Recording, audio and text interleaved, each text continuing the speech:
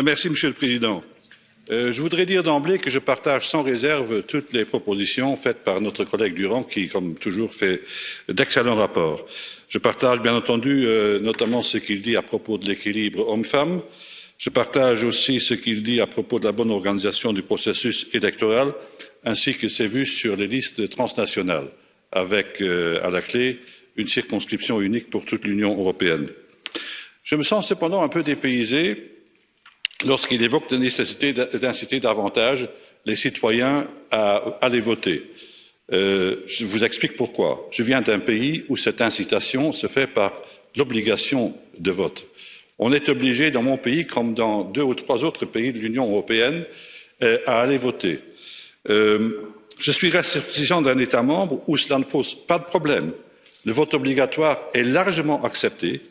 Le vote obligatoire, même si on ne veut pas se rendre aux urnes, donne la possibilité de voter par correspondance.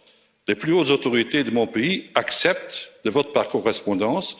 Ils ne voient pas dans cette façon de voter une source de fraude électorale, comme c'est le cas dans certains grands pays de la sphère occidentale.